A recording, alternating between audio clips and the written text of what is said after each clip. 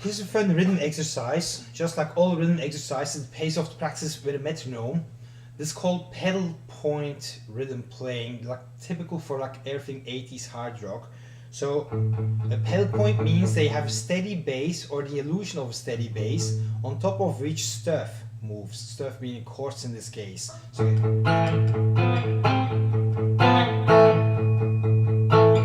and so on. So the name pedal point is derived from Baroque 1600s Baroque music, where the organ player plays like this low bass note with a pedal on the organ and then plays chords moving on top of that. So that's why this technique is called pedal point.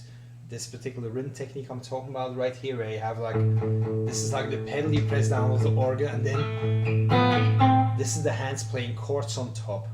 So let's go over this for a quick second. So in this case I'm hitting an A string.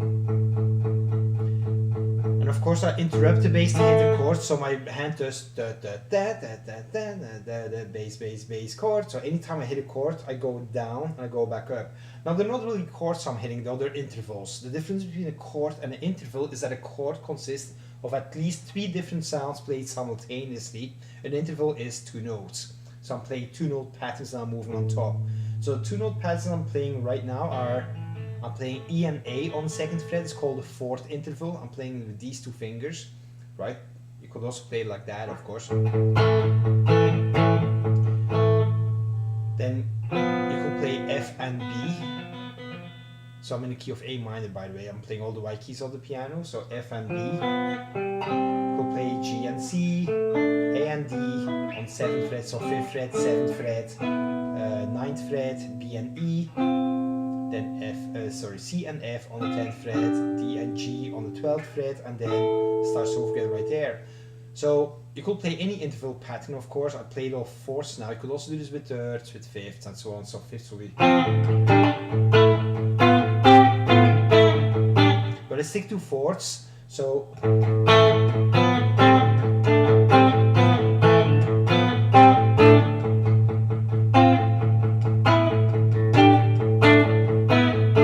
Make up patterns where you switch back and forth between X number of basses and chords. So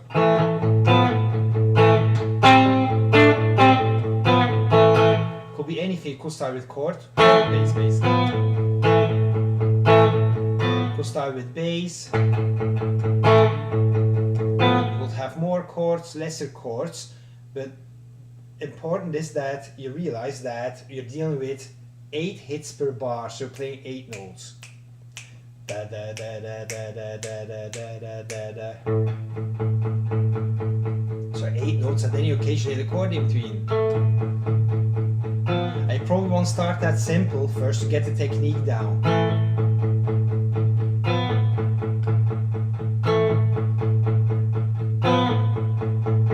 In this case I hit chord and then 7 basses, so 1 chord only per bar, and then you could add another chord, so you have 2 chords. I'll keep calling them chords, they're really intervals, but like we hit 2 of them.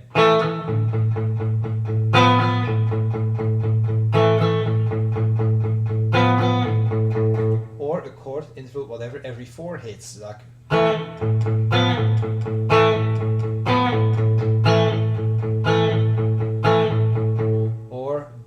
Bass chord.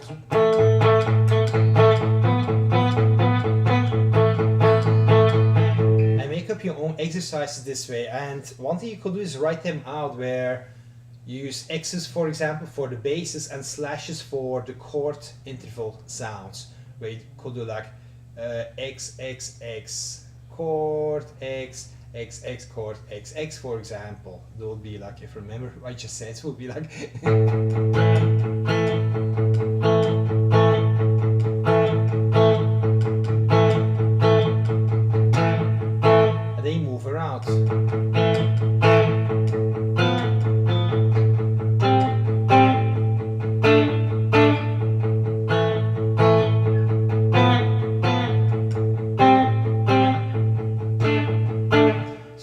Again, a great way to make up your own exercises where you use pen and paper. I just write it down. You make sure you have 8 attacks. They're all even, so you don't have to worry about rhythmic creativity. They're just like constant, even, very driving, constant 8 notes.